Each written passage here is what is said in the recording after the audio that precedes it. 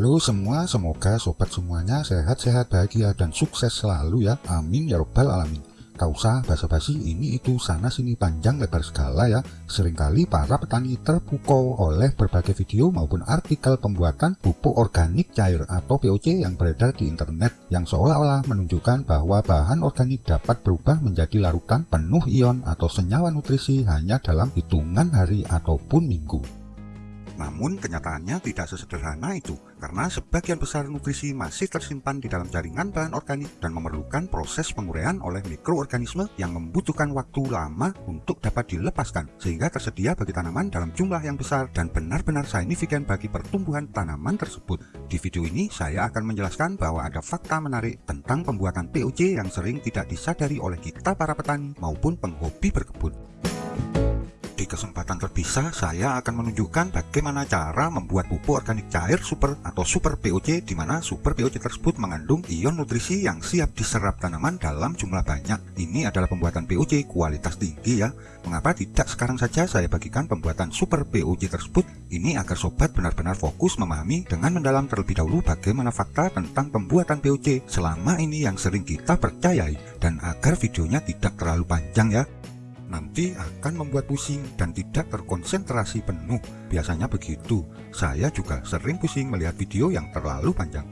Untuk itu sebaiknya sobat nyalakan lonceng notifikasinya agar nantinya tidak lupa untuk mengakses video selanjutnya tentang membuat super POC penuh nutrisi dan berkualitas tinggi maupun video-video lainnya ya.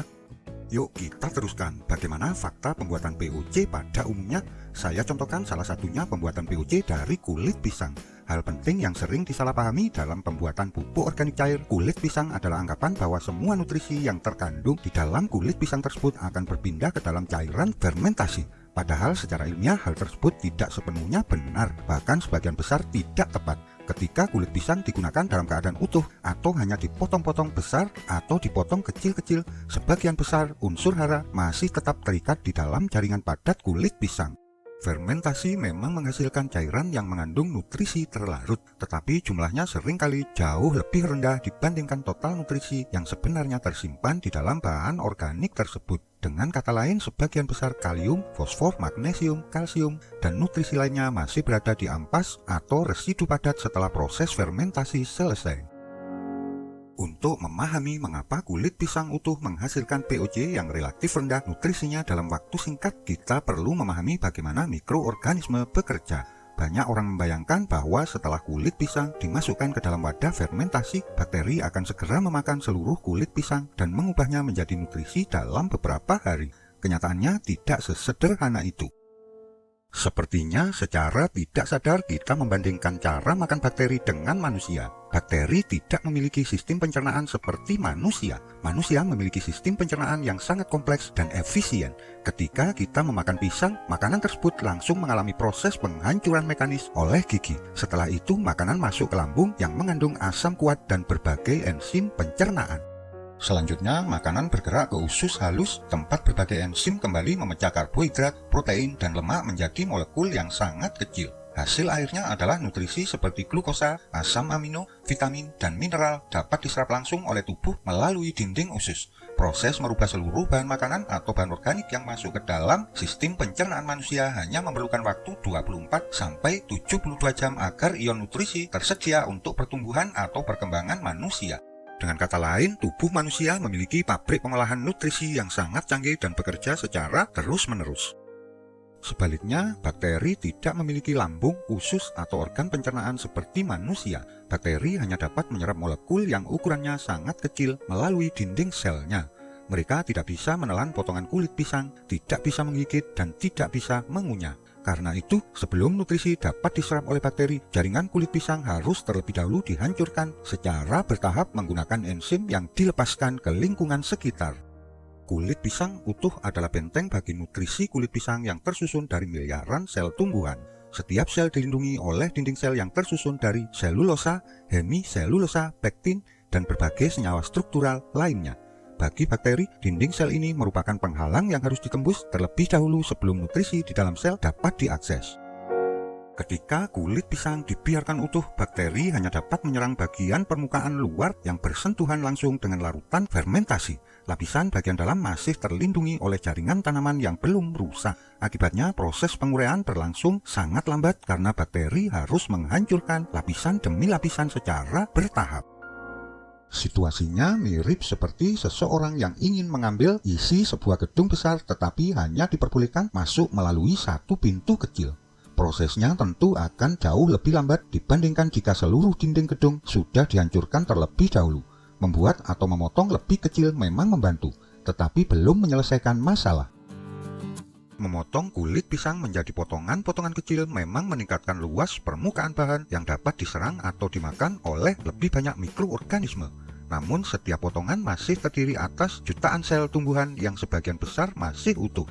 Artinya semua bakteri tetap harus bekerja untuk menghancurkan dinding sel sebelum dapat mengakses nutrisi yang tersimpan di dalamnya. Karena itu, proses fermentasi memang lebih cepat dibandingkan kulit pisang utuh, tetapi tetap membutuhkan waktu yang cukup lama untuk melepaskan sebagian besar nutrisi. Bahkan setelah di blender, ukuran partikel masih sangat besar bagi bakteri. Inilah fakta yang sering tidak disadari oleh kita, para petani atau para pekebun maupun penghobi berkebun. Ketika kulit pisang di blender hingga menjadi bubur halus, mata manusia melihatnya sebagai partikel yang sangat kecil. Namun dari sudut pandang bakteri, partikel tersebut sebenarnya masih sangat besar. Sebagian besar bakteri hanya berukuran sekitar 1-5 mikrometer. Sebagai perbandingan, partikel kulit pisang hasil blender umumnya masih berukuran ratusan hingga ribuan mikrometer. Artinya, meskipun terlihat halus bagi manusia, partikel tersebut masih bisa berukuran ratusan bahkan ribuan kali lebih besar daripada bakteri. Bagaimana bakteri tersebut memakannya dengan cepat sehingga seluruh ion nutrisi dihasilkan dalam jumlah besar dan tanaman bisa memanfaatkannya dengan maksimal. Ibarat kita melihat gajah atau dinosaurus yang besarnya melebihi manusia, itu masih jauh kurang besar. Seharusnya gajah atau dinosaurus tersebut berukuran ratusan atau ribuan lebih besar dari kita manusia. Bagaimana kita memakannya atau menghancurkannya dengan cepat tentu akan sulit, bukan? Karena itu, bakteri tetap tidak dapat langsung menyerap seluruh bahan organik tersebut. Mereka masih harus menempel pada permukaan partikel, mengeluarkan enzim pengurai, memecah selulosa dan senyawa organik lainnya, mengubah molekul kompleks menjadi molekul sederhana, baru kemudian menyerap hasil penguraian tersebut. Proses ini memerlukan waktu, energi, dan populasi mikroba yang cukup besar. Kesimpulannya, kulit pisang bukanlah sumber nutrisi yang langsung tersedia bagi bakteri. Nutrisi tersebut masih terkunci di dalam jaringan kulit pisang dan harus dibebaskan terlebih dahulu melalui proses dekomposisi dan memerlukan waktu yang tidak cepat. Kulit pisang utuh merupakan bentuk yang paling sulit diurai karena luas permukaannya kecil dan sebagian besar nutrisi terlindungi oleh dinding sel tumbuhan. Memotong kecil-kecil mempercepat proses dan memblender mempercepatnya lagi karena lebih banyak sel yang rusak. Namun bahkan kulit pisang yang telah diblender tetap terdiri dari partikel yang ukurannya sangat besar dibandingkan ukuran bakteri. Oleh sebab itu, mikroorganisme tetap membutuhkan waktu yang tidak sedikit untuk mengeluarkan enzim, memecah jaringan organik, dan melepaskan nutrisi ke dalam larutan. Inilah alasan mengapa proses pembuatan POC dari kulit pisang tidak bisa dianggap sebagai proses pelarutan nutrisi secara instan dalam jumlah besar. Sebagian besar pekerjaan sebenarnya dilakukan oleh miliaran mikroorganisme yang secara perlahan membongkar struktur bahan organik hingga unsur hara dapat tersedia bagi tanaman. Itulah fakta tentang bagaimana proses pembuatan POC pada umumnya yang sering kita percayai secara tidak sadar bahwa pada prosesnya tersebut cairan POC yang dihasilkan mengandung banyak nutrisi yang siap diserap tanaman. Namun kenyataannya tidak sesederhana itu. Tetapi bukan berarti tidak bisa diaplikasikan untuk tanaman ya. Hanya saja kita percaya selama ini bahwa POC yang sering kita lihat di video-video benar-benar bisa diandalkan sebagai pupuk utama karena mengandung banyak unsur nutrisi. Umumnya POC tidak bisa dipakai sebagai pupuk tunggal. Seharusnya ada pendamping seperti misalnya kompos atau pupuk kandang.